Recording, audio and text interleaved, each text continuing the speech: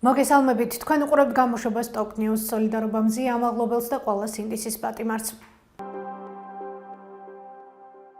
ახალციხის მუნიციპალური ტრანსპორტი თუ ისარგებლებთ და ბილეთის საფასურს არ გადაიხდით 20 ლარით დაჯარიმდებით. აღნიშნული ახალციხის საკრებულოს ხდომაზე განიხილეს და მხარი დაუჭირეს.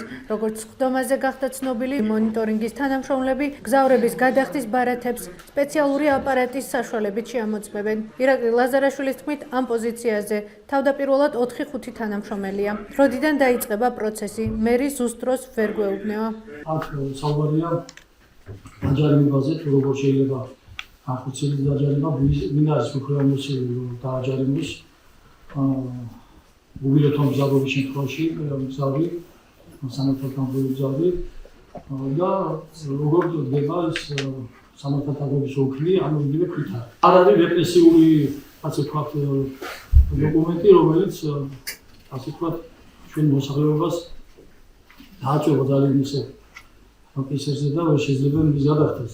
ამის მიზანი უფრო მეტად არის ის, რომ საზოგადოებაში ჩამოყალიბდეს სამოქალაქო თვითშეგნება, რომ მგზავრობა ფასიანია და უნდა გადაიხადოს. დადგენა რომ ძალაში შევა IP-ის შესაბამის თანამშრომლობის ექიმად უფლებამოსილება დაწერილი ჯარიმები.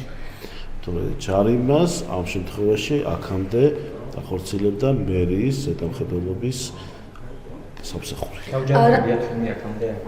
არ მაქვს ინფორმაცია, გიკითხეს, მოგიხსენებთ რამდენი დააჯარიმეს და ვინ დააჯარიმეს. ამ ეტაპზე მე მგონი 4-5 თანამშრომელი და იყოს თვითონ. მოხდება ამ მონიტორინგის თანამშრომლობის სხვადასხვა ავტობუსებში ასვლა, გაჩერებებზე გაჩერება და ეს იქნება შერჩევითი მოძრაობები.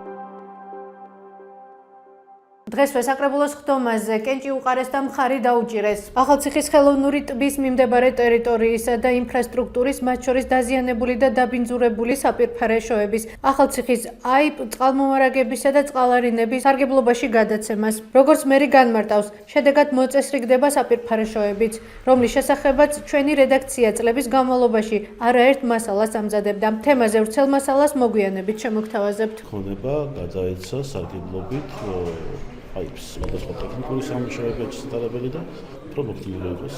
ნუ საფრთხეში მათიცილება იგულისხმება. კი ბატონო.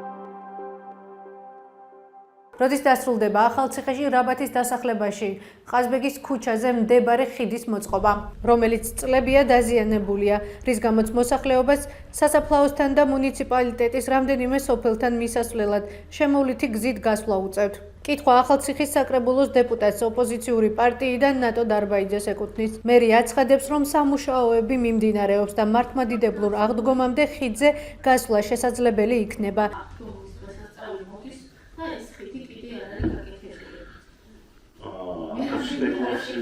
მოვაკეთებთ რა თქმა უნდა ეს არის დიდი გამოწვევა მე არაერთხელ აღნიშნე თქვენთან საუბარში სამშენებლობაში და ამ დარბაზში წინა მეგონი შაშად იყო ეს შეხვედრა თუ ვორდები არის რა თქმა უნდა ეს ჩემი მიხედვით პასუხისმგებლობის არის გამოწვევა არ იყო კარგი პროექტი ამის შესახებ რა თქმა უნდა მიმდინარეობს ის გარკვეული საქმის წარმოება რადგან არ იყო შესწავლილი კარგად და პროექტი არ იყო მომზადებული კარგად, აუცილებლად საავტომობილო მოხდება იქნება ხიდი ზედა შემთხვევაში დასრულებული. ჩვენი გეგმით მოხდება ამ ხიდზე გადასვლა.